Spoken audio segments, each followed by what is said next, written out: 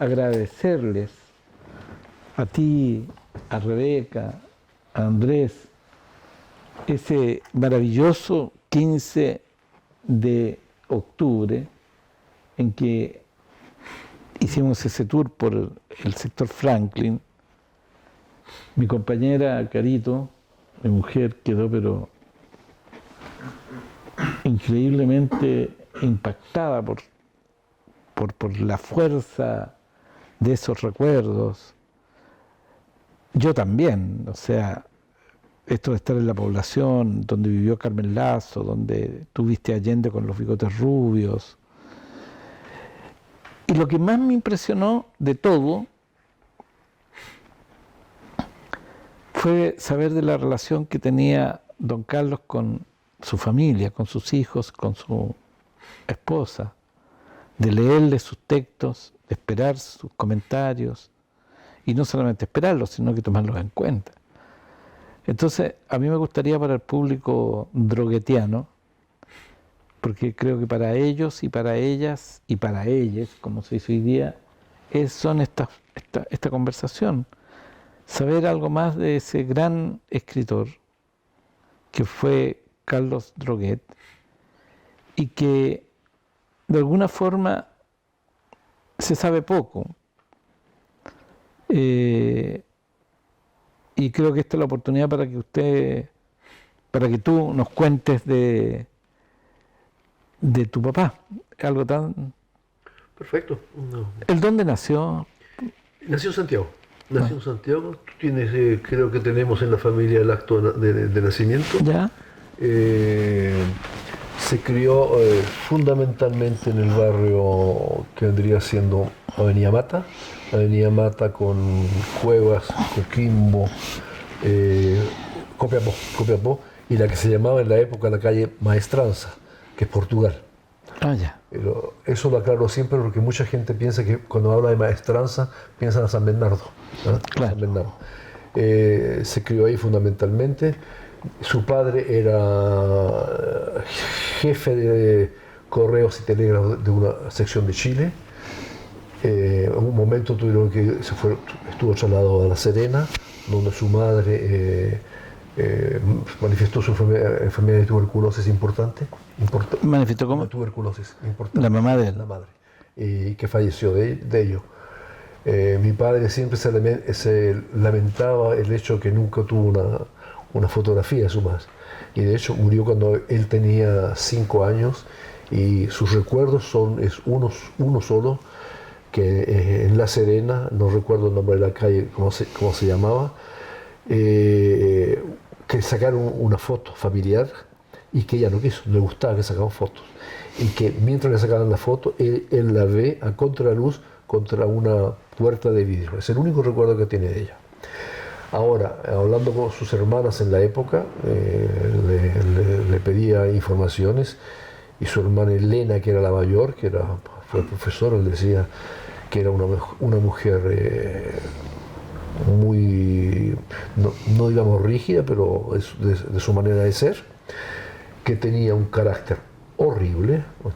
Nosotros pensábamos que el carácter horrible venía de los Droguet, parece que venía más bien del lado Alfaro, porque ese nombre es el apellido de la mamá, y que tenía muy hermosas piernas. Son los recuerdos de Elena. De Elena Droguet.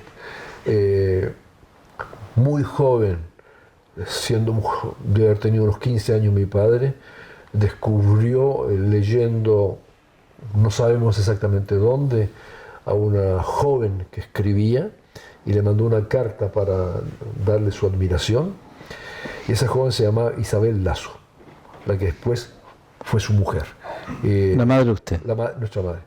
La relación de ellos entonces empieza más o menos cuando mi padre tenía 15 años. Estamos hablando del año 1927. 27. Aprovecho de decir una cosa que recuerdo siempre, que mi padre siempre dijo que mi madre escribía mejor que él. Ahora, textos de ella, hay uno solo que fue publicado en los anales de literatura en internet. No hemos encontrado otras cosas. Y como decía alguien, si mi padre decía de eso, debe haber tenido una cierta calidad. Y no solamente por amor que iba a decir que las cosas eran buenas. Eso en cuanto a eso, ¿te fijas? Del punto de vista familiar, yo recuerdo siempre las sobremesas en la casa, en el barrio Franklin, de los domingos. Sobremesas que empezaban, bueno, almorzábamos mediodía, a la 1 se había terminado de almorzar. De ahí para adelante nos sentábamos en un sillón y comenzábamos a hablar, y se conversaba de lo que leíamos, de lo que escuchábamos, de música, de películas, y tú no te dabas cuenta, empezábamos a la 1 y a las 6, 7 de la tarde, pero con una facilidad extraordinaria. Eso significó para mí, fundamentalmente, haber aprendido muchísimo. Una formación. Literatura, música y política, eso es importante. Su hermano Carlos está vivo. Mi hermano Carlos está vivo, vive cerca de Lausanne, en Suiza. Ah, ya. Es del año 1941, por lo tanto tiene 81 años. 81 años. Un momento fue seminarista y durante el golpe de Estado estaba saliéndose un poco de la iglesia, era casi diácono, pues no estaba muy de acuerdo con muchísimas cosas, y trabajaba en las poblaciones que en la época estaban al lado del barrio Mapocho, Tocornal, no, los nombres se me olvidan. Ya. Trabajaba ahí en la época. Y al mismo tiempo trabajaba en la Universidad Católica en el Instituto de Servicios Sociales. Tuvo que irse. La ventaja que tuvo él, que estaba su novia, su polola, era suiza. Ah, ya. Era una Suiza muy especial porque era Suiza típica del sur de Chile y que trabajaba en Arica. Entonces tú te encontrabas una Suiza que medía 1,85 m, rubia, ojos azules, y que en todas las manifestaciones era el portabandera de la Unidad Popular, seguía todo con el típico chileno del norte. ¿Por qué te digo eso? Porque durante... Ella era chilena. Chilena y suiza. Chilena, Suiza. Cuando hubo el golpe de Estado, la buscaban en Arica, pues estaba en Santiago. Ya. La ventaja es que en esa época no existía el internet, computer, entonces pudo salir de aquí con mi hermano, casados los dos sin mayor problema. Ya. Bueno, mi hermano era más bien el místico, si quieres, un poco de la familia. Las sobremesas el de la vida pura. Para muchísimas cosas, sí, se puede decir así. Y digo la vida pura por la dedicatoria de Patas de Perro que hace don Carlos de esta extraordinaria novela, que dice: a mis hijos. A mis hijos, Carlos, que busca una vida pura, Marcelo, que pide un tema puro. En esa época era seminarista. En esa época era seminarista. Exactamente. Esto es el año 65 se publicó la novela. El año 64, sí, 65. Y lo debe haber terminado el 64 él. Aproximadamente, sí. Y en aquella época Carlos tenía de 41, 51, 61, 23 años. Estaba en el seminario. 23 años y usted tenía 22, sí. No, más o menos, claro. El seminario que estaba arriba, más o menos está el pueblo de los dominicos ahora. ¿No? Ah, claro. Era el campo en la época. Claro, por supuesto. Una pregunta. Él recuerda a su madre en La Serena. ¿Iban de vacaciones a La Serena? No, trabajaban. El padre fue trasladado y trabajaba allá. Trabajaba allá. Estuvieron algunos años. No te puedo decir exactamente cuánto tiempo estuvieron allá, pero... ¿Y cuántos hermanas tuvo don Carlos? Hay un problema, que el padre, después de la muerte de su mamá, se casó con la hermana. Con la hermana. De su mujer, o sea, se casó con las dos. Ahora, la cantidad de hermanos no te puedo decir exacto, porque una vez tratamos de hacer la cuenta, el primer matrimonio debe haber sido ya aproximadamente 7. Y el segundo matrimonio salieron una gran cantidad de otros, ¿te fijas? Del segundo matrimonio también está Luis Droguet, que también escribía. Luis Droguet Alfaro. Luis Droguet Alfaro. Tenían el mismo apellido. El mismo apellido, el mismo hermano. ¿Te fijas? ¿Y Luis Droguet Alfaro está vivo? No, falleció. Falleció. Por la anécdota, no tenían muy buenas relaciones, pero por la anécdota, cuando publicó Los asesinados del siglo obrero, la primera edición, que está publicada a cuenta de autor, tiene los dibujos de Luis Alfaro, sí, de Luis Droguet Alfaro, y que están también en la edición de ¿Qué? ¿Tajamar? Tajamar hizo una nueva edición de los Asesinatos Obreros en que están incluidos los dibujos de Luis Droguet Alfaro. De Luis Droguet Alfaro. Le pedí a una amiga hace un día atrás la fotocopia o la fotografía de una dedicatoria de un Patas de Perro. Le quiero contar eso. ¿Sí? Fui a ver a una amiga y en su casa tenía un Patas de Perro en la biblioteca. Lo tomo, era esta misma edición con esta bella portada de Louis Amster, la típica. Hay otra edición con el fondo naranja. Deben haber sido tres ediciones, me parece, que hizo. Y con diferentes colores. Todo con diferentes colores. Claro. Entonces yo tomo la edición que tenía mi amiga y la abro y había una dedicatoria de don Carlos. ¿Sí? Estaba dedicada a una hermana de él.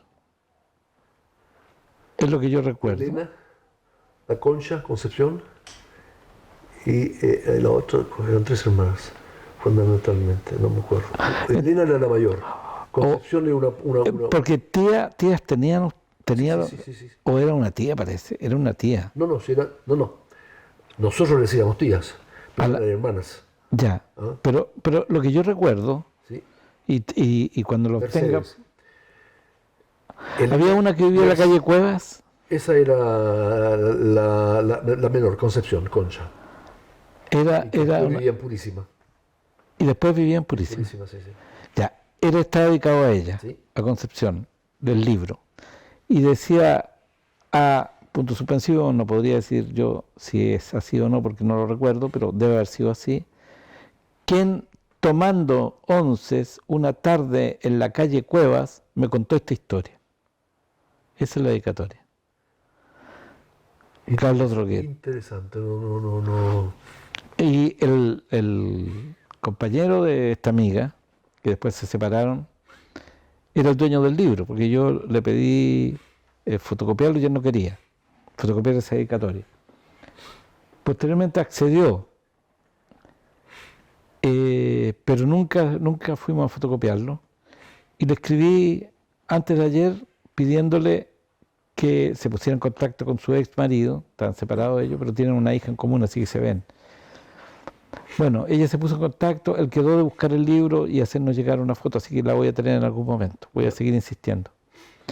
Y a mí me llamó mucho la atención, lo hallé muy poético, de hecho, que para mí la novela Patas de Perro es mi obra favorita de don Carlos, más que Eloy, que tiene tantos admiradores y que obviamente que es una gran novela. Pero para mí Patas de Perro es lo máximo, y no solamente de la literatura de don Carlos, sino que de la literatura chilena. Pienso que es una obra de un valor universal, tanto en el contenido como en la forma. Esta prosa con muy pocos puntos aparte, en donde uno se introduce en un mundo que se va desvaneciendo en la medida en que uno va penetrando, que como que nunca se puede alcanzar, y que termina justamente así, con la lluvia que borra las huellas. Llovió toda la noche. Llovió toda la noche. O sea, yo la verdad es que lo hallo extraordinario. Entonces lo que yo hallaba poético era, lo he contado en mis talleres, en los talleres de literatura que hago, que cómo le digo yo a los jóvenes escritores, y no tan jóvenes, que para un poema, para una novela, para un cuento, lo importante es la hebra. Y yo le digo, imagínense que don Carlos Droguet escribe esta novela después de tomar once con una hermana, o una tía, no recuerdo muy bien. Hermana. Sí. Claro, o sea, le contó una historia. ¿Cuál era la historia? Bueno, ahí queda, claro, ahí queda el gran misterio. pero a él lo inspiró para escribir esta maravilla. Y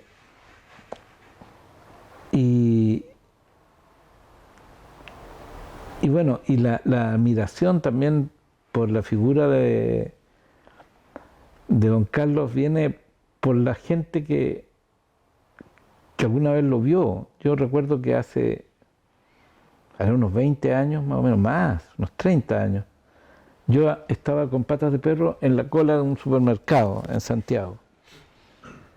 Y una mujer me dice, Mauricio, me dice, soy Gladys Andrade. Hola, le digo, yo la había conocido en Londres a ella. Ella vivía en Sheffield, yo vivía en Londres.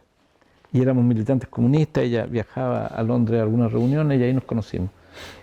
Y habíamos retornado ambos a Chile.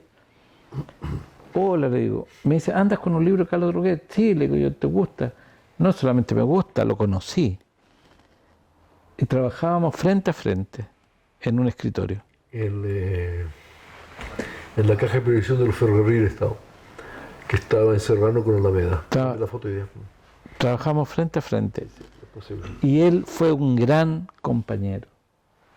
Y me decía, te odian por ser mujer y te odian por ser coja. Porque ella había tenido poliomielitis y andaba con muletas. Por lo tanto, tienes que darle la pelea. Yo estoy contigo. Esa cuestión me estremeció a mí. Tengo un recuerdo de algo de ella, porque cuando niños íbamos a la oficina, sobre todo para escribir. En la máquina. La máquina, sí. Claro. Yo no sé si ella estará viva. Puede tener unos cerca de 80 años, 70 y tantos, más. Ya. Si está viva, debe tener mucho más. Así, ¿eh? Sí, más bien los 90, algo así, ¿no? Mira, entonces uno va encontrando trazos de don Carlos, de su vida, de su actitud, que uno encuentra en él como escritor una consecuencia muy grande entre su literatura y su vida. Y una vida también muy pura, como en la dedicatoria que le hace a Carlos, ¿no?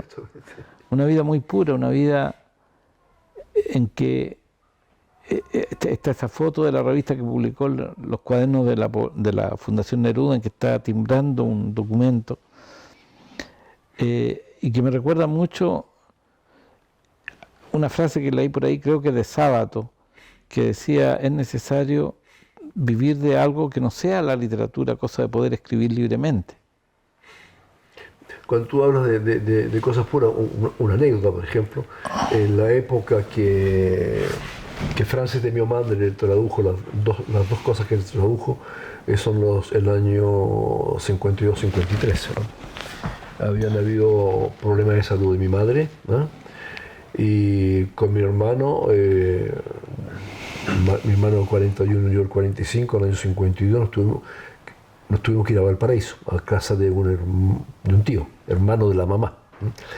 En esa misma época a mi padre le propusieron, a través de Francis de Miomander o de Miguel Ángel Asturias, cosas así, una beca en Francia, ¿eh? Pero que se tenía que ir solo. Por supuesto rechazó, no podía mandarse a cambiar, dejar a mi madre, que estaba enferma, que también tuvo una tuberculosis importante, y rechazó. Para él probablemente habría cambiado muchas cosas de su vida si se hubiera ido a Francia, te fijas, como muchos que se mandaron cambiar. No, se mandaron cambiar, una manera de decirlo. Pero sí. como tú dices, una cosa era la familia, otra cosa era su carrera literaria y cosas así, te fijas. Ahí nos dijo que no y se acabó el problema, te fijas. En ese sentido era bien consciente de muchas cosas. Para otras cosas quizás era un poco inconsciente, porque comprar el libro era la prioridad fundamental, ¿no? A tal punto que tú podrías decir que es mejor comprar libros que almorzar, en la práctica, claro. En teoría, más bien que en la práctica, ¿no? El texto de su madre, ¿cómo es? Lazo. ¿Cómo se llama? Isabel. Isabel. Y ella falleció en Suiza. Ella falleció en Suiza también. Sí. ¿Y cuánto tiempo antes que Ella don falleció Carlos? en el 89, en marzo del 89, mi papá en el 96. En 96. ¿Y ella era del mismo año, 12? No, era del 9, era mayor. Ah, era del Era 9. mayor. Por eso cuando mi padre le escribió, era 3 años mayor ella. Era 3 años mayor. Ah, No, no, era... Ahora, mi madre era una cosa importante en la familia, ¿ah? Y también con mi padre, era la primera crítica, la primera que le corregía cosas, eventualmente, ¿te fijas? Y sí, desde el punto de vista político, yo siempre he dicho, era la más izquierda de la familia, pero realmente la más izquierda, éramos todos de izquierda, se muestra, pero ella era la de más izquierda de la familia. ¿y ella era de una familia de izquierda? No se podría decir, era una familia porteña, no, más bien diría, podríamos decir pobre si quieres, ¿eh? Lazo. Lazo, ¿Y de qué parte de el Lazo de Valparaíso? la Vega, era Lazo Acevedo, Isabel Lazo Acevedo, sí. Pero el abuelo de ella había participado en la guerra civil de Balmaceda, lado de Balmaceda, por supuesto, no Claro. contra Balmaceda. Claro. No, una persona inteligente. Mi madre fue la primera mujer que entró a trabajar en su época a la compañía de electricidad de la época, imagínate. Claro. Y tenía amistades muy raras. Una de sus grandes amigas se llamaba Maruja Ciré. ¿Cide? Ciré, que era la Ciré. hermana de Agustín Ciré. Agustín Ciré, Eran claro. gemelas, eran dos. ¿Ah? Eran dos gemelas, Ah, ya. las hermanas de Agustín Ciré. Entonces tenía Agustín Ciré. Y otra cosa que te va a hacer reír, quizás, en su tiempo fue amiga o contacto de la Marco Loyola. Ah, mira qué bien. No me preguntes de dónde, porque no tengo idea cómo se encontraba esa gente. Probablemente realmente en su juventud tenía cosas dedicadas a la Marco Loyola y cosas así, te fijas. No, era interesante, pero al mismo tiempo era, haberla tú habrías dicho una persona insignificante, porque era 1,55 m, flaquita, uno diría que si le decía así se iba a romper, pero era de una línea... ¿Y don Carlos 1,54 m. cuánto medía más o menos? Mi papá debe haber sido 1 metro, bueno, yo lo conozco. A tu papá tú siempre lo ves grande. Sí, eso Ahora pasa. mi padre debe haber sido 1,70 m, una cosa así. Ya. Yo creo que era más grande que él, pero como te digo. Y él le escribió a ella cuando él tenía 15 y ella más o menos, 18. sí, sí. Y quedaron de verse, se juntaron al poco Sí, tiempo. sí, empezaron a juntarse. Ahora, desde el punto de vista. Se casaron el 39, o sea, pasó harto tiempo. No voy a entrar en la vida que tuvieron todo ese tiempo así, pero mi madre en un momento se vino a trabajar a Santiago y vivía en un hotel y aparentemente tenían una vida, actualmente se podría, aparentemente no tengo nada de concreto, probablemente tenían una vida marital fuera de matrimonio. Fue de matrimonio. Probablemente, no hay nadie que lo pueda decir, Claro. no, me lo imagino. Claro, porque el 39, ella es del año 9, ¿no? Tenía 30 años ya. Ella tenía 30 y él tenía 27. Y hay cartas y fotos dedicadas de mi papá muy joven que están dedicadas. Maravilloso, te fijas. Ahora Claro. cuando tú si lees cuentos de él, cuando habla de ella, la porteña, o un cuento que se llama Isabel, por ejemplo, que habla de ella, que es una maravilla. O sea, hablar de la mujer como mi padre hablaba de mi madre es extraordinario, fíjese. Positivo, la mujer es lo más importante que hay, etcétera, etcétera. Es bonito, realmente bonito. Claro, Realmente bonito. claro. Qué interesante saber de esa relación y de esa vida y de la fortaleza de ella, además, porque aparece realmente oculta. Nada nuevo, dirían las feministas, es verdad. Exactamente, sí. Pero qué bueno es también saber que se puede rescatar esa memoria, se puede rescatar esa persona y la importancia de ella, porque yo veo que en la literatura de don Carlos hay una literatura muy, muy militante, muy de izquierda, pero no militante de partido, sino que militante de principios, en una relación muy cercana al cristianismo primitivo, decía Uno de los personajes más importantes lo vienes de acá a decir tú, prácticamente en las novelas de cuentos es Cristo. Cristo aparece en prácticamente todas las cosas. Claro. Hay siempre referencia a Cristo, que sea en patas de perro, que sea bueno, el compadre, para qué decirlo, y algunos cuentos que son maravillosos sobre a propósito de Cristo y cosas así, ¿te fijas? Cristo no, sin ser católico necesariamente, sin ser católico. Que tenía un hijo en el seminario. En el seminario. Y yendo ya al lado más político, ¿él tenía alguna relación con el marxismo, con el leninismo, con el comunismo? Admiraba mucho a Marx, Lenin, Trotsky. Bueno, sin contar la Revolución Cubana, que para él, cuando yo digo que si había dos personajes que admiraban, uno era Cristo y el otro Che Guevara, bueno, te da un poco la idea. Ahora, el marxismo era una cosa importante, te fijas, no hace mucho me pidieron que algunos... gente que quiere hacer una película de mi padre, cuál era la posición política. Te fijas, los regalos que me hacía eran la vida de Marx, los escritos de Trotsky, cosas así. Era importante. Y también para mi madre.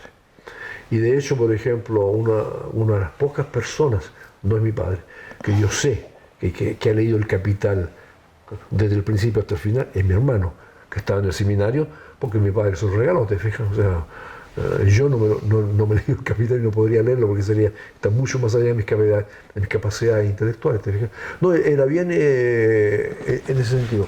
Ahora, no podía ser parte de un partido político. Porque si el partido político le decía esto y él no estaba de acuerdo, no habría podido. No era un hombre disciplinado. No, habría sido más indisciplinado, no, por supuesto. ¿Sí? Claro.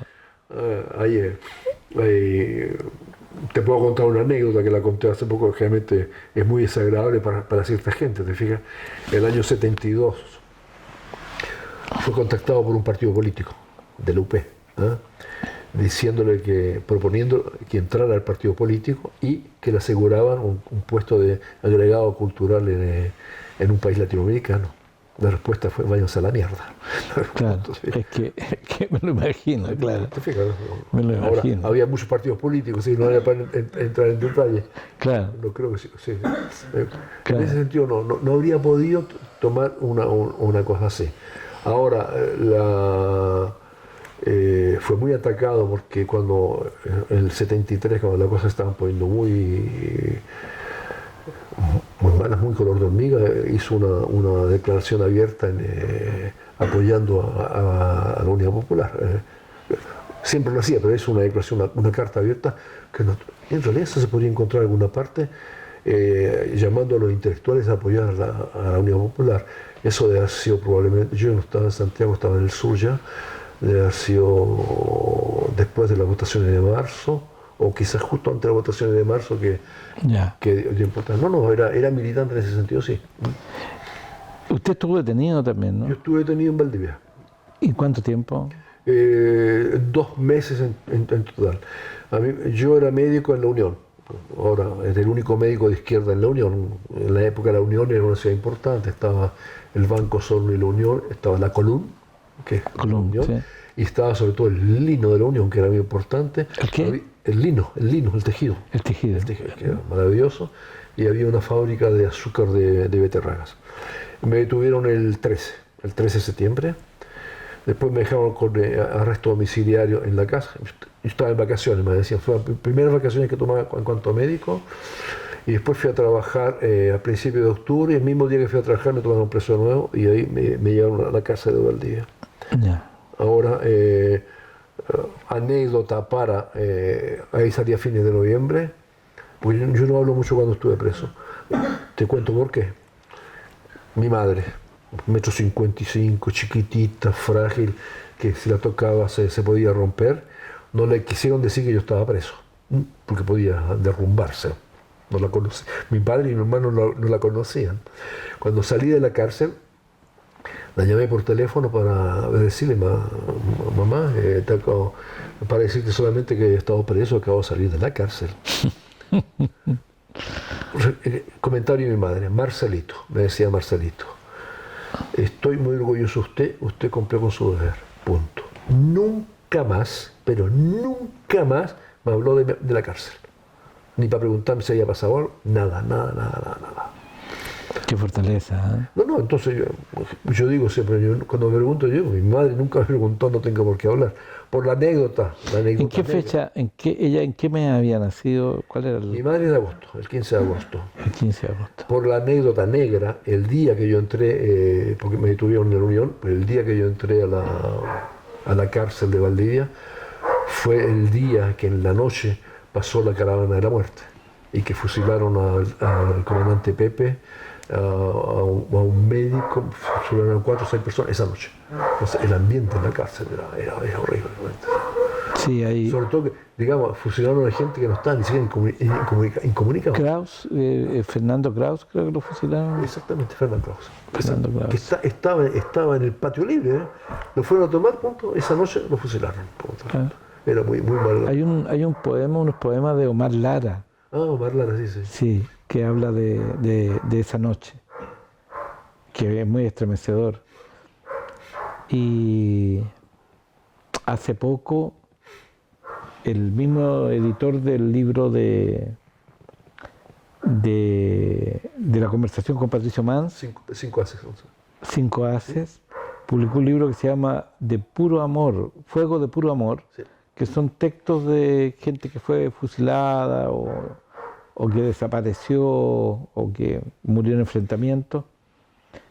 Y en la presentación que se hizo vía Zoom, me invitó a participar porque había un par de textos míos ahí, mi primera tarjeta postal enviada desde el exilio, que la tenía guardada, se la mostré y la incluyó al libro, y un poema que escribí en la cárcel de Valparaíso, para darle la bienvenida a un ex senador comunista que había llegado a la cárcel preso,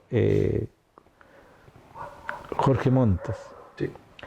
Entonces puse esos 2 textos, me invitó a la presentación vía Zoom y estaba Camila Kraus, a quien yo conocía, porque era amiga de una manager que había tenido mi grupo, de Litay Luna, una cubana, y muy simpática. Yo no tenía idea que ella era hija, pero me encontré con el poema recordé el poema de Omar Lara, y ese es el milagro de la poesía y de la literatura, en el sentido que uno vive, pero al mismo tiempo hay un correlato literario, y yo creo que eso le debe haber pasado, te debe haber pasado a ti, le debe haber pasado a don Carlos múltiples veces, nos pasa a todas, esto de ir encontrando en la vida lo que uno leyó alguna vez. Yo había leído un poema maravilloso y muy triste de Omar Lara, en que hablaba de cómo había visto a Fernando Kraus con su hija de la mano de 3 años, días antes que lo fusilaran, caminando por Valdivia. Y era mi amiga. No, sí Era mi amiga. Fue terrible. Ahora, allá en Valdivia estaba también Guillermo Araya. Guillermo Araya era el rector de la Facultad de Letras. Sí, lo conocí. Que fue gran amigo de mi padre. Mi padre escribió una cosa sobre él. Fue que murió de cáncer a la lengua, recuerdo yo. Murió de cáncer a la lengua. Creo que era un cáncer cerebro, me parece. Sí, yo lo conocí en Rotterdam. Exactamente, en Rotterdam. Yo hablábamos mucho con él, después yo nunca lo pude encontrar, hablábamos solamente por teléfono, ¿te fijas? Ahora era un personaje, era impresionante, ¿eh? Yo nunca he visto a alguien decir tantos garabatos como él. Un día que estando en la cárcel le llevaron un documento en el cual estaba licenciado de la Universidad de Valdivia por ausencia injustificada. Creo que lo contó una vez. Estábamos en la misma galería que se llamaba ahí. Yo en mi vida escuchado decir tantos garabatos uno detrás del otro. Los mandó al amo. Claro. Por ausencia injustificada. Fue la primera persona, don Guillermo Araya, a quien yo le mostré mis poemas con la intención de tener una opinión de alguien conocedor de la literatura. Yo había estado en sus charlas y eran impresionantes. Y me dijo, ¿y qué pensás hacer? Le dije, voy a entrar a estudiar sociología, pero quiero estudiar literatura. No, me dijo, no estudies nunca literatura. Mándale, porque mi padre escribió una cosa, un pequeño folleto que se llama Guillermo Araya, el amigo que nunca conocí, porque nunca se encontraron. Tuvieron mucho contacto por aquí, por allá, trabajando juntos, haciendo publicaciones. Claro. Para mí es un recuerdo maravilloso. Y sus charlas eran maravillosas. Yo tengo un gran recuerdo de don Guillermo Araya. Así que en Valdivia, y usted después se vino a Santiago. Yo seguí, cuando me liberaron, seguí trabajando en Valdivia y me habían detenido 2 veces. La segunda vez, tú sabías por qué. La segunda vez fue con detención con orden del Ministerio del Interior. Yo sé más o menos por qué, que hay otro colega me puede haber denunciado. Y me vine, un momento estaba en Santiago en enero, cuando me comunicaron que había una orden de detención nueva para mí, tercera. Y ahí, bueno, maleta a Buenos Aires, punto. Claro. Estuve en Buenos Aires desde enero hasta julio. Salimos con mi ex mujer y Marcelo, mi hijo, al que le cuenta salimos una semana después de la muerte de Perón, el año 74. ¿Salieron hacia Buenos Aires? No.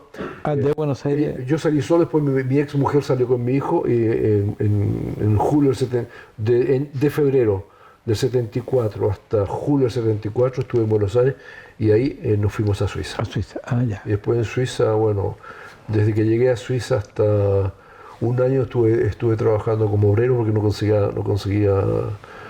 conseguía trabajo como médico. Era Claro. un poco complicado, difícil. Después lo conseguí y anduvo bien, después no hay ningún problema. Claro.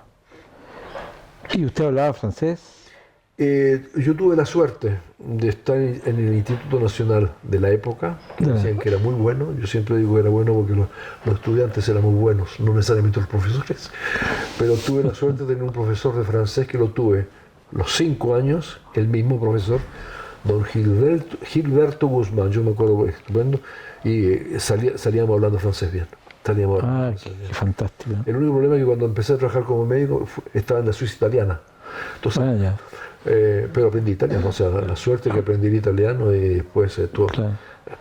Me perdonas, pero después toda la literatura italiana se te abre al mismo tiempo. ¿Te fijas? Claro, por supuesto. ¿Y usted estudió en la Universidad de Chile? No, la Católica. En la Católica. De hecho, postulé a las dos, te fijas, después dudé mucho entre la Católica y la de Chile. Pues para mí era prácticamente lo mismo entre la Católica. Pero en la época en que la Católica era gratuita. Claro. O sea, tú pagabas, lo mismo que en la Universidad de Chile, pagabas la matrícula y después era todo gratuito. Claro. No había que pagar, no era una universidad privada como actualmente, te fijas. Claro.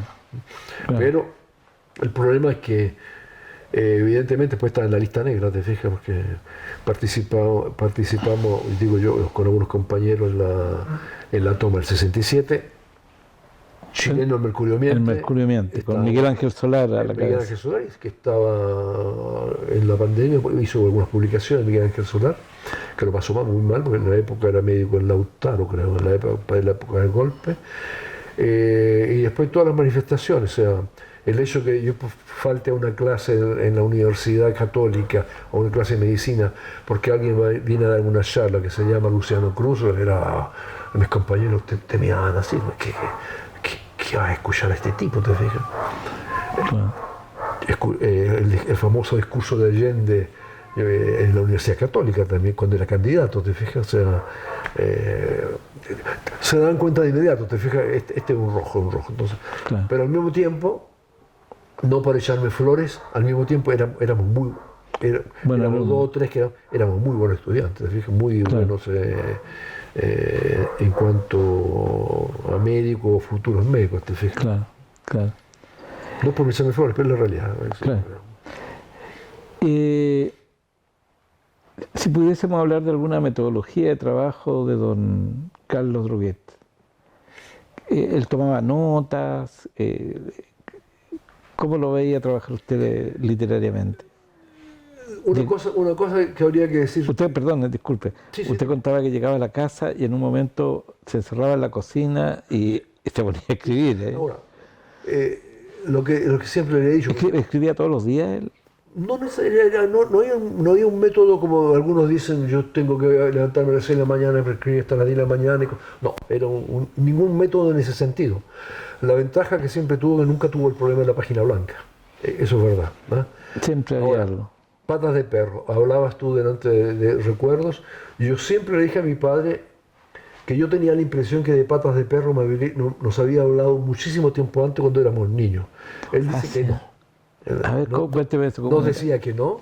Ahora puede que sean problemas de falsa memoria y que yo lo confunda con Vida de Pablo cuando chico, que es un pequeño cuento, pero yo habría jurado, habría puesto mis manos al fuego que mi padre nos había contado algo de Patas de Perro mucho antes de escribirlo. Patas de Perro. En ese momento quería escribir algo, no te puedo decir exactamente qué cosa, dijo me voy a encerrar a escribir, un momento de silencio y al poco tiempo empecé a escribir y empezó a escribir Patas de Perro, que no pensaba escribirlo. Ahora... ¿Pero por qué no pensaba escribirlo? Le salió, él dice que el tema se le impuso.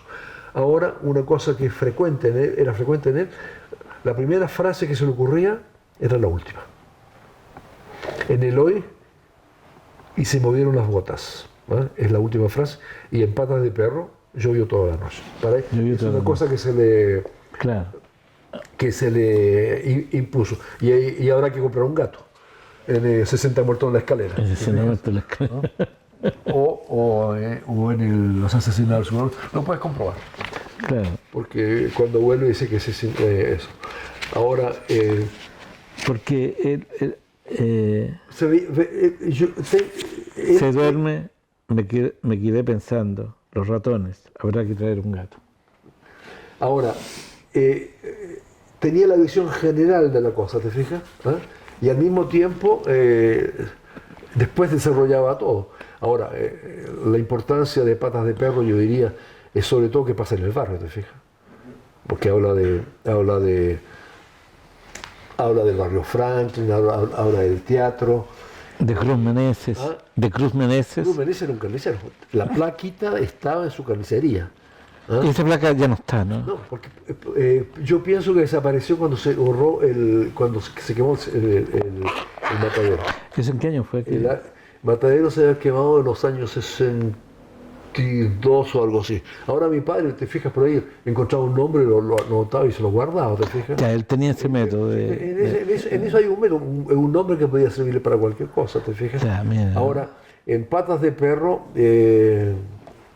pequeño clean day para tu hija, hay un personaje que es una mujer que tiene nombre de ciudad y que nunca se dice quién es. ¿Ah? Pues te digo, es un pequeño... Claro, sí. No lo digamos porque mucha gente me ha preguntado de qué ciudad se trata. Sofía, ¿no? Y una persona después pues yo diría de meses prácticamente dijo, exactamente, bueno. Claro. Eso le dije ayer a tu hija, una cosa así. Sí. Y si no, el cirujano que el personaje Carlos contacta para eventualmente hacerle una operación a Bobby, porque en un momento el personaje que se llama Fanditz era un cirujano de la Universidad Católica. Existía, era real. Mi padre, que operó a mi madre, que fue profesor mío. Ah, ya. ¿No? Muchos personajes, para que hable del padre Escudero, ¿no? Te fijas, claro. El padre Escudero es el padre Escudero, ¿no? Claro. En ese sentido sí. Ahora lo que era muy riguroso en el sentido de conversar con nosotros. Era muy riguroso en el sentido de conversar con nosotros, preguntarnos qué es lo que pensamos. Era la época del papel carbón. O sea, tú hacías copias, entonces nos juntábamos en una pieza que daba en Nataniel y leíamos. De repente podíamos leerlos todos juntos o todos separados. Y después se discutía lo que se pensaba. Quizás esto no, quizás esto sí, cosas así. Lo más voluminoso en ese sentido, yo diría, por ejemplo, es en El hombre que había olvidado, que de hecho la novela que está publicada empieza en el segundo capítulo. Había otro capítulo antes, que uno de la familia propuso que se eliminara, porque la acción entraba más directa. Claro. Perfecto, ningún problema. Se eliminó. El problema es que desapareció cuando saquearon la casa. No, era bien abierto en ese sentido. Cuando dicen que no aceptaba críticas, bueno, depende de la crítica que le decían. Y depende de dónde venía también. Su mamá, ¿cómo se llamaba? Isabel. Y la relación literaria con la señora Isabel. Leían juntos, se recomendaban cosas, tenían autores favoritos, ¿iban a la par o había diferencias? No, eso era un poco la consecuencia que te decía yo, en las sobremesas que se habían. Habían autores que eran favoritos, yo diría que el favorito de mi madre era Carlos Drogueta. Entre Ya, sí. comillas, Sí. entre comillas, tengo un nieto que hizo uno de los dibujos que está en, en el hombre que traslada a la ciudad, el de adentro, que es Lucas. Ya. El hombre que se robó la noche. El hombre que se robó la noche, perdón. Sí. Esta es la nieta, Emilia, Emilia. y Ellos son hijos de... Andrés y Rebeca. Y Ah, este Lucas, otro, Lucas y Emilia, claro. ahora, este dibujo de Lucas, en relaciones, pero ¿Lo Lucas, puede enfocar, por favor? Este es de Lucas, ¿no es cierto? sí, Ya. Y la portada es de Emilia. es de Emilia. Ah, oh, qué bonito. ¿Enfocaste bien los dos? Sí. Bien. Ahora, lo que te decía, mi madre, quizás de lo que... Oye, ¿y se podrá? Ah, pero necesitamos el... Es que ahí está la voz de Don Carlos, ¿no? Con ese... No, Ah, no, esto lo no. publiques, eso no. Ya, eso no. Porque si no va a pasar en todas las redes y problemas, ¿ya? No, que Lucas decía una vez que él no conocía a ningún escritor chileno excepto Carlos Droguet. Bueno, para mi madre, mi papá era muy importante. Ahora, intercambio de ellos, evidentemente, mi madre era mucho por la literatura rusa. Ah, ya. Su eso. libro de cabecera era Ana Karenina, que lo adoraba, y mi padre evidentemente también. Literatura francesa, la mayoría de los clásicos, españoles.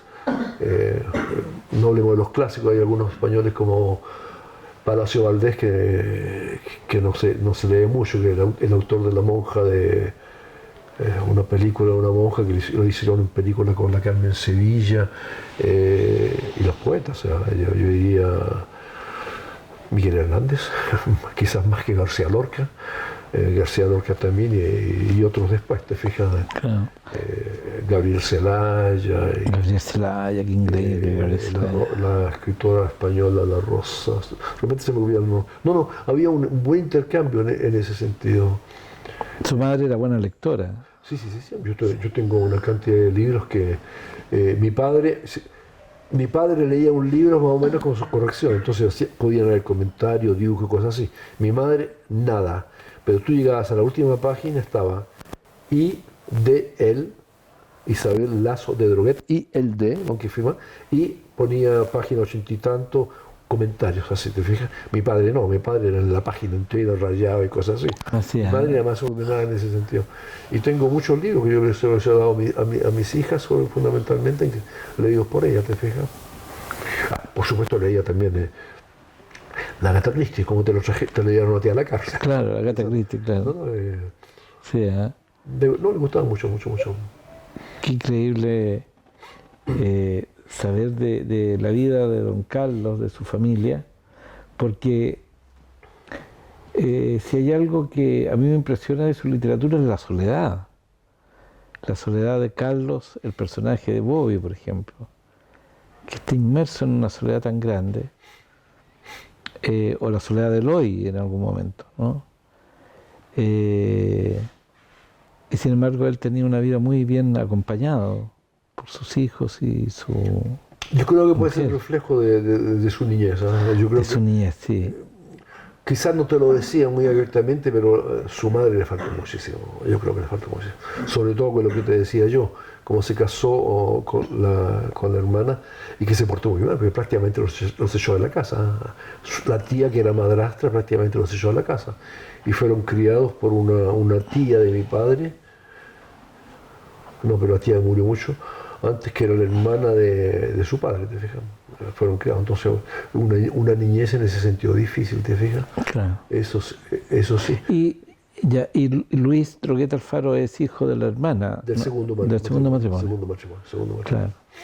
Pero las relaciones no eran muy buenas en general, ¿no? Ya. Con el segundo matrimonio. Ya. Mira. Y Don Carlos en Suiza vivió feliz, se acostumbró, porque ¿cuántos años tuvo él? Como 20 años, ¿no? Estuvo desde el 70. 75 hasta el 96, son 21 años. 21 años. Bueno, aparte de Él nunca volvió a Chile. Nunca. Siempre dijo que no volvería. Dijo que no volvería. Mientras estuviera Pinochet. Ah, claro. Y de hecho, entre comillas, cuando trajimos las cenizas era cuando Pinochet estaba preso en Londres. La casualidad, te fijas.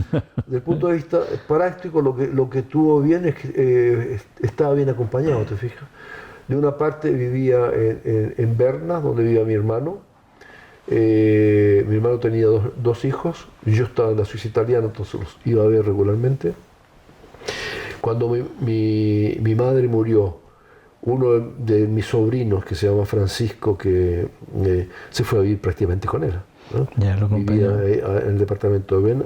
Yo iba a verlo regularmente, o si no, él venía a verme, a ver, no es que venía a ver, yo lo iba a buscar prácticamente en auto, y aprovechábamos de pasear bastante, ¿te fijas? Ya. Y todos los 15 de octubre, que con Nicole, mi mujer actual, siempre los 15 de octubre nos juntábamos para hacer algo especial.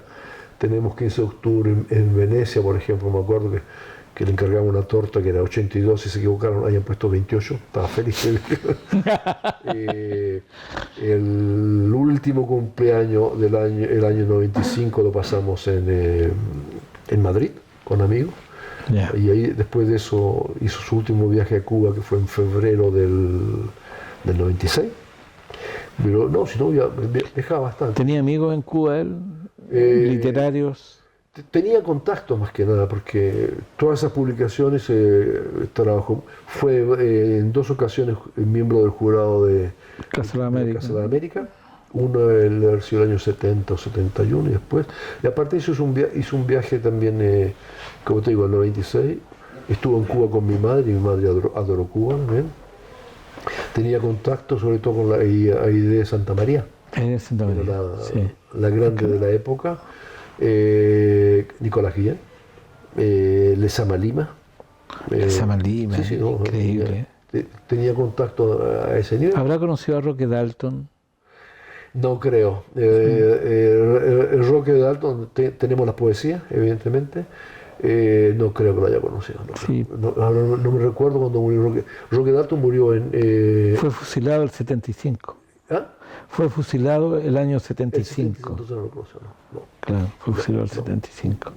No, yo digo antes, cuando fue a Casa de la América, el 70 fue... Debe haber sido el 70, porque el claro, 71 yo no lo porque Roque Dalton ganó el 69 el premio Casa de la América con Taberna y otros lugares, te conté. Sí, pero ahí no estaba mi padre, pero después estuvo un poco un momento en Europa, Roque Dalton. Sí, ¿no? Sí, estuvo en ese momento ahí. Claro, pero bueno, Roque Dalton fue fusilado por sus compañeros, entre comillas, el 75, en mayo, un poco antes, 3 días antes de que cumpliera 40 años. ¿Cómo se llama el brasileño que fue asesinado también? Creo que lo asesinaron, porque tengo la impresión que lo asesinan delante de un árbol, que escribía también, pero eso fue en Brasil. ¿Cómo se llama? No me acuerdo. ¿Y él tenía amistad con Julio Cortázar? Con Julio Cortázar tuvo intercambio de cartas. De cartas. Julio Cortázar quedó muy admirado del Eloy y de una pequeña cosa que se llama ¿Por qué se enfría la sopa? Que es la única carta que hemos logrado rescatar de Julio Cortázar, que le escribió a mi padre. Sí, lo admiraba muchísimo. Con Vargas Llosa no sé. Había distancia. Sobre todo, evidentemente, la actitud política. Sí, por supuesto. ¿Y con María Luisa Bombal acá en Chile?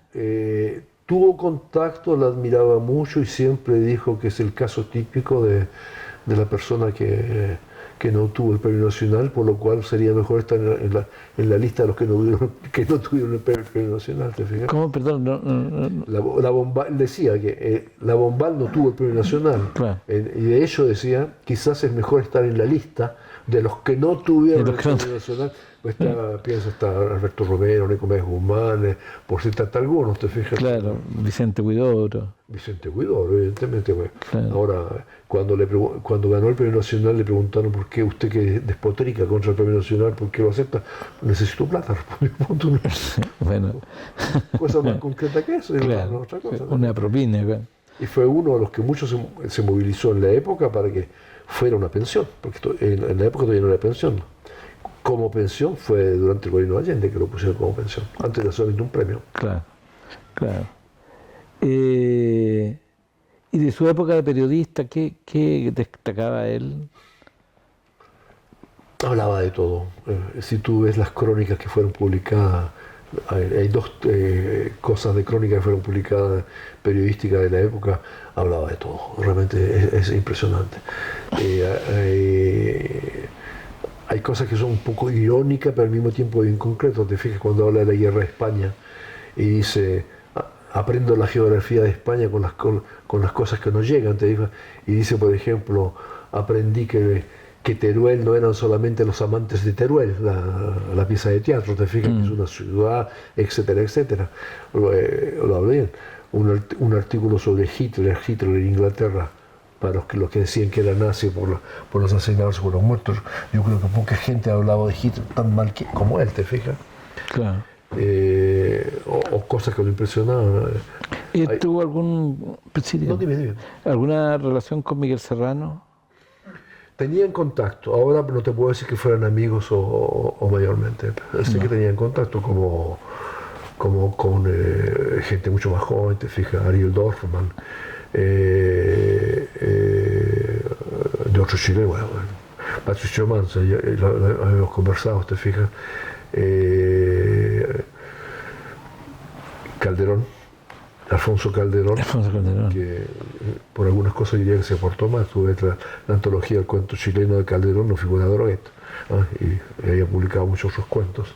Pero eran amigos. Sí, eran mis amigos. Bueno. Oiga, yo tengo una gran admiración, debo confesarlo, por alguien que me enteraba ayer que no había tenido una buena relación con don Carlos, que es Luis Sánchez Latorre, Filebo. Bueno, Luis Sánchez Latorre estuvieron mucho tiempo juntos, ¿no? por muchas cosas, pero lo atacó violentamente, sobre todo después que mi padre publicó Sobre la ausencia. Sobre la ausencia es el relato que está dedicado a Ignacio Ossa. Ignacio Ossa era un profesor de literatura de la Universidad Católica, que era miembro del MIR, que el MIR decidió que debía acompañar a mi padre por si lo detuvieran a mi padre, que hubiera un testigo. Bueno, si lo detenían a los dos cambiaba. El MIR le dijo a mi padre que sería bueno que saliera de Chile. Eso fue el año 75. Mi padre salió a principios de septiembre del 75. Ignacio Ossa fue tomado preso 15 días después y asesinado. Lo encontraron masacrado completamente en octubre del 75. Ahora, Sobre la ausencia cuenta con el estilo de mi padre. ¿Cuenta cómo? Cuenta con el estilo de mi padre, el Te Deum que pidió la Junta para festejar la victoria el 18 de septiembre en la catedral, y que el cardenal le dijo en la catedral no hay Te Deum, y si quieren hacer una ceremonia la hacen en la iglesia que está en la Alameda del Ejército, ¿cómo se llama? Una cosa así, no me acuerdo cómo se llama. Y en esa historia, que no es muy larga, describe la llegada de los miembros de la Junta y de 3 expresidentes. González Videla, la ley maldita. Jorge Alessandro, las matanzas que hubieron aquí, incluso aquí en los caminos afuera de Santiago. San Gregorio. Eduardo Frei Montalva, uno de los instigadores, entre otras cosas, y uno de los instigadores del golpe de Estado. Todo el mundo se olvida de eso. Hablan de Eduardo Frei Montalva como el gran demócrata, presidente del Senado, hizo todo lo posible para que hiciera. Ahora, mi padre los trata como le corresponde. Ahora, Filebo y Lafourcade lo atacaron violentamente porque cómo se permitía criticar a los miembros de la Junta, al presidente Pinochet, tal cual, te lo mezclo los dos, y los 3 presidentes. Ya. Vale la pena leerlo porque es muy bueno. Filebo cuenta cómo todas las maniobras que habría hecho mi padre para conseguirse el Premio Nacional de Literatura. Esto está en una crónica, Está escrito en un periódico. en la última noticia, Tal cual, seguramente. sí, tal cual, por eso te digo. Y en la misma dice, y yo lo conocía mucho, éramos amigos, ¿no? A tal punto que yo tomaba el desayuno siempre con él, todos los días, en su casa, en Manuel de Salas, en el barrio Ñuñoa. El problema es que nosotros no vivíamos en el barrio Ñuñoa. Nunca vieron. Nosotros vivíamos en Divío 1151, con San Diego a una cuadra de Franklin, y al interior estaba la casa Manuel de Salas 2157. Cuando alguien se permite de mentir de esa manera, te fijas, es impresionante, te fijas. Claro, porque él tomó el nombre del pasaje, Manuel de Salas. Yo soy amigo, toma el desayuno con él. ¿Qué le puedes creer a una persona así? ¿Te fijas? Qué lamentable. Yo mandé una Carta. Mi padre estaba muerto en ese momento, ya con esas cosas, y no me acuerdo. Mandé porque salió también en la revista ¿Qué pasa? No lo publicaron, y lo publicó Punto Final, lo que mandé decir yo. Y al mismo tiempo la Furcade, que mi padre le decía la Frustrade, hizo una crítica violenta, te fijas, en la cual hablaba de que mi padre era alcohólico, que le salían pústulas por la piel, etcétera, etcétera. Y yo mandé decir que evidentemente la Furcade lo único que podría criticar de mi padre es la piel, porque es la única cosa más profunda que existe en el pensamiento de la Furcade, te fijas. Claro. Lo publicó Punto Final. Punto Final. En ese sentido eso fue publicado por Camilo José Cela en España. Entonces, después fue publicado aquí, te fijas. Bueno, Camilo José Cela no se puede decir que fuera alguien de izquierda tampoco. ¿Qué fue publicado Sobre la ausencia. sobre la ausencia? Fue publicado en España la primera vez, y Camilo José Cela, como te digo, era amigo de mi padre, no se puede, como decía un amigo español algunos días atrás, no se puede decir que fuera alguien de izquierda, te fijas, pero Claro. era un amigo bien fiel, te fijas, en ese Claro. sentido. Por eso te decía, lo de Fileo es una cosa. Qué lamentable, ¿eh? Manuel Cabieses, cuando vine, cuando traje la ceniza, hablé con él y me dice que está impresionado la actitud de Fileo en ese sentido, porque tenía la impresión que por otras cosas había tratado de actuar positivamente por los que estaban perseguidos. Yo le dije, mira, yo no puedo hacer, yo veo la actitud que tuvo con mi padre Claro. y punto. Sí. Yo la verdad lo conocí a él, admiro su trabajo literario y pude conversar con él un par de veces y fue muy gentil conmigo. Sobre todo por el tema del barrio Yungay, que es este barrio, Sí. en donde él tiene un libro en que habla de la vida literaria en el barrio Yungay en los años 40, 50, se llama Lejano Oeste, muy interesante. Y por eso se generó una amistad con él. Decía yo, hubo un momento que eran vida amigos, participaron en congresos en La Serena, yo tengo fotos que están Qué lamentable, ¿no? juntos, mi madre. Ahora, ¿qué pasó después? ¿Te fijas? No sé. Usted nos contaba también el otro día de este escritor, ¿cómo se llama? Juan Godoy, Juan Godoy. y que era amigo de su papá. Se conocían, eran amigos. Lo que yo contaba era que fue profesor vivo en el Instituto Nacional, uno de los grandes profesores que yo tuve, que un día llegó borracho a la clase y nos leyó algunas páginas de un libro que estaba escribiendo. Después, no sé si lo conté esa vez, porque un día, cuando yo estaba en la universidad, volviendo a las 3 de la madrugada de una fiesta o una cosa así, con un compañero, me dijo, tengo sed. Y yo dije, no vamos a despertar a mis padres. Y ahí un pequeño bar que estaba ahí en la calle San Diego, Pasado Placer, antes de la calle Waldo Silva, donde vivía Juan Godoy, y llega Juan Godoy borracho como piojo, realmente terrible, y trata de entrar y lo echaron. Y yo con mi compañero lo tomamos y lo llevamos a la casa, y es ahí donde vivía. Grandísimo escritor. Gran escritor. Mi padre lo recomendó para que lo publicaran en España, no sé si funcionó, y fue a la casa a agradecerle a mi padre. Y por la anécdota, lo que nos llevó a leer cuando estaba borracho al Instituto Nacional era Sangre de Murciélago, que es una novela que trata del tratamiento de un alcohólico. Tratamiento de un alcohólico. Ahora eso, Angurrientos y El gato, la maestranza, una pequeña historia, es un personaje que habría merecido el Premio Nacional. No es idea mía, es idea de mi padre, Claro, por ejemplo.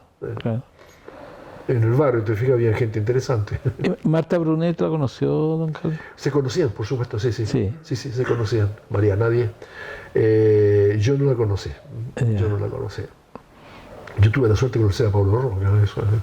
¿Y cómo era la amistad con Con don Pablo Pablo? Roca era una amistad, no sé, hay una expresión chilena para decir a todo, ¿te fijas? Ahora, lo que le decía yo, la llegada de Pablo de Roca a la casa de la población, estábamos a las 9:30 de la noche, bueno, no había tiempo. Ahí en Guanaco, ¿no? ¿Ah? En Huemul. En Huemul. Ahí no vivimos en nuestra parte, ¿no? Y entraba esa persona que te llenaba prácticamente toda la puerta con su maleta en que estaban todos sus libros, porque vendía los libros puerta a puerta prácticamente. Correcto. Eran libros inmensos, como así, todos dedicados, como yo siempre digo, una dedicatoria que tendrías que haber tenido una página así, impresionante. Ahora, todas esas cosas fueron robadas también. Era un personaje importante, impresionante Pablo de Roca, impresionante. Físicamente ya, bueno, la poesía tú la debes juzgar mejor que yo, te fijas. Y mi padre decía siempre, era uno de los más grandes poetas junto con Huidobro, después Margenacillo iría Neruda y bueno, y la Cabrera, otras cosas. Un margen hacia abajo. Neruda un bar bien abajo después de Pablo de Roca. Mi padre considera a Pablo de Roca mucho mejor que Neruda, evidentemente. Mira. Como poeta, sin hablar ya como persona, porque ahí es otra cosa. ¿Cómo? Como poeta, pues, sin hablar como persona, porque ahí sería catastrófico. ¿Se cortó la luz? Sí, parece que se calentó mucho. Ahí. Bueno, podríamos hablar por no sé cuántas horas, porque Sí, yo no te preocupes, yo te digo, se corta cuando quieres. Esto es apasionante. Es que había una pregunta. ¿Considera usted que había influencia literaria de Pablo de Roca en su padre? Yo creo que sí. Sí, Yo creo que sí. Yo creo que sí. Y no creo que sea en el otro sentido. Yo creo que sí. Claro. Yo creo que sí. Sí. Sea literaria y a nivel personal, yo diría, te fijas, era una persona de una línea bien consecuente en mis recuerdos, te fijas, yo no leí la biografía que hizo Álvaro Lizama, que una gran, me la leí, muy buena, y el personaje es eso, te fijas, un personaje de una línea y punto, te fijas, bueno. Yo creo que hubo una influencia, realmente, que hay una influencia en algunas cosas. ¿A Carlos de Roca, el hijo de Pablo Roca, lo conoció? Sí, conocía a todos. Conocía a Winnet de Roca, a Carlos, el que se suicidó era...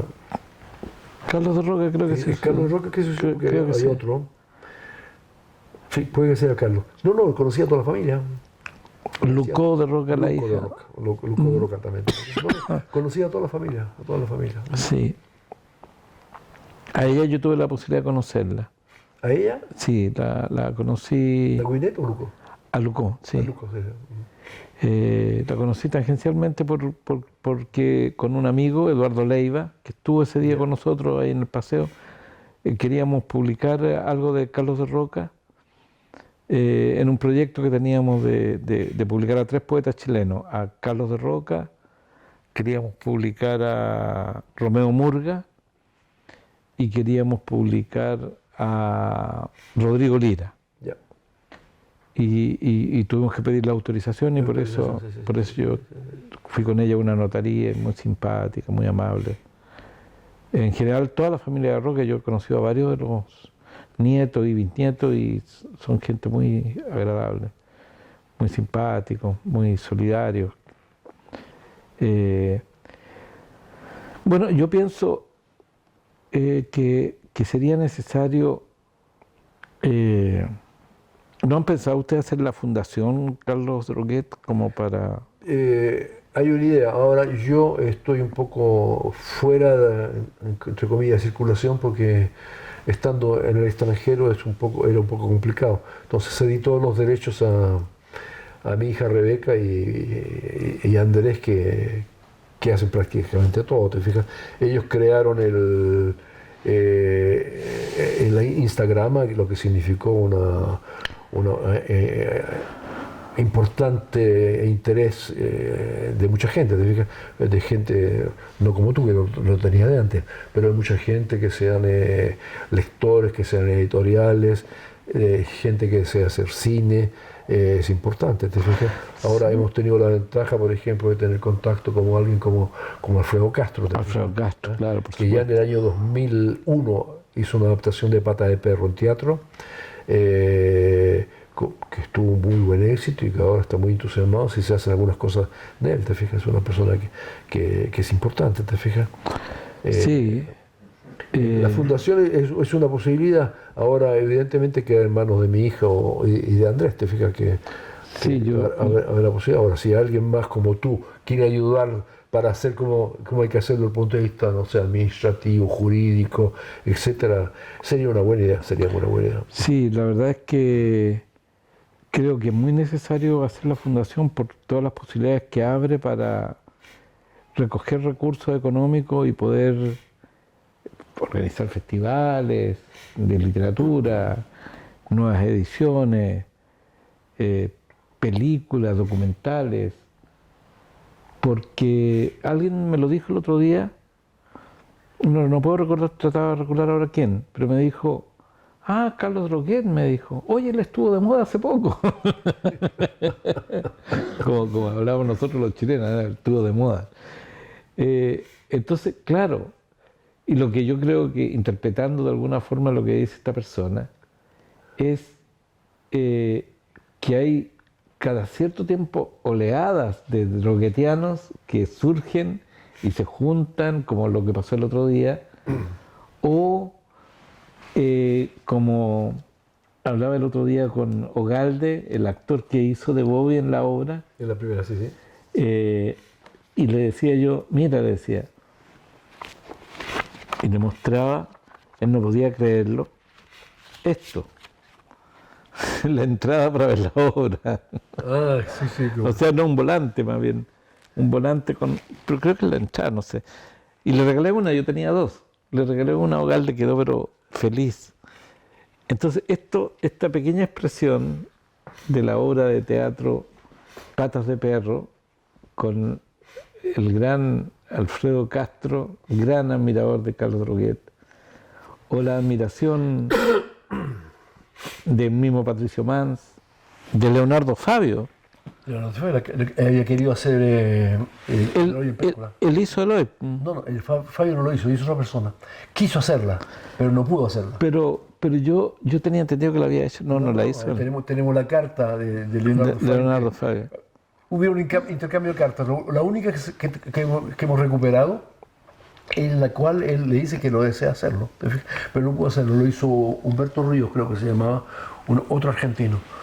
Entonces, uno va encontrando que la obra de Don Carlos es una obra que se autosustenta, que no necesita de ayudas para ser leído, ser tomado en cuenta. Pero sin embargo, también esto es algo que puede decaer en el tiempo, si no se busca una mayor visibilidad de la extraordinaria escritura de Carlos Droguet. Digo extraordinaria porque yo, siendo un gran admirador, por ejemplo, de Fernando Alegría,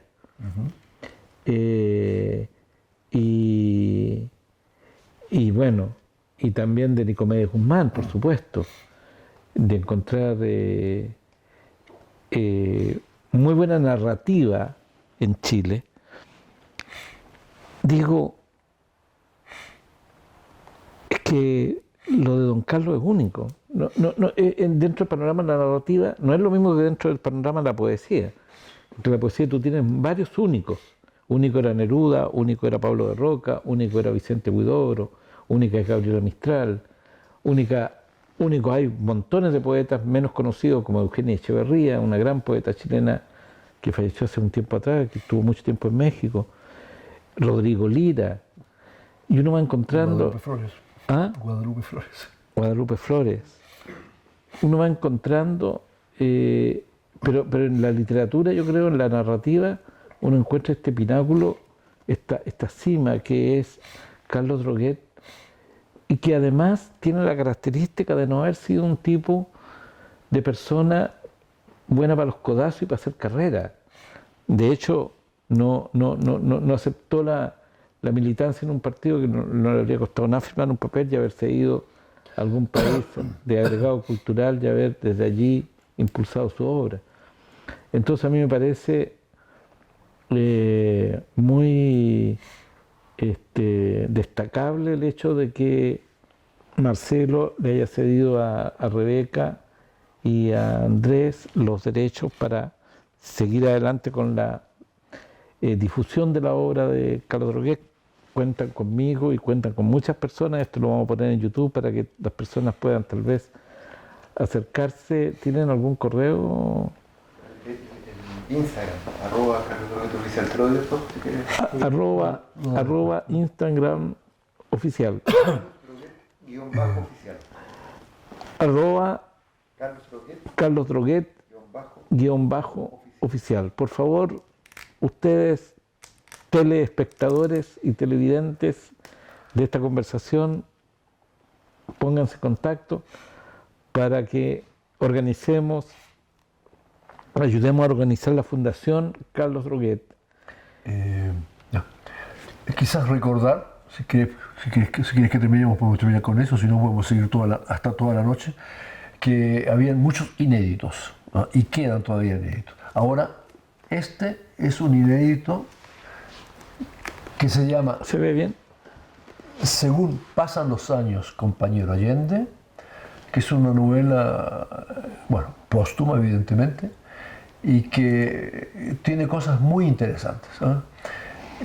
Cuenta que el día del golpe de Estado se quedó encerrado con un amigo que era el Partido Comunista, Hugo Salvatierra, que era vendedor de libros y que después estuvo en el desierto preso. Estuvieron 3 días y en esos 3 días divagan de todo, hablan de todo, etcétera, etcétera, etcétera. Sí, perdona, ¿no brilla mucho la portada? No, está bien. Ahora, en este libro al final cuenta una cosa que cuando mi padre me lo contó yo prácticamente no lo creí, ¿eh? Que es la violación de mujeres por perros. Entre los inéditos hay una cosa que se llama Cacería de Mujeres, que es una cosa de unas 30 páginas, que son testimonios. La primera página es escrita por mi padre, en el cual dice que los escritores ahora debemos dejar de escribir y demos la palabra a las personas que sufren. Y de hecho son testimonios de personas, sobre todo mujeres, evidentemente, que los grabó y están registrados en Poitiers. Y al final hace un análisis de la situación. O sea, no es él el que hace la obra. Y por la anécdota, una anécdota positiva, hablando del compañero Allende, cuenta una anécdota que Allende iba, no recuerdo qué ceremonia, en su auto, el coche descubierto, y en la calle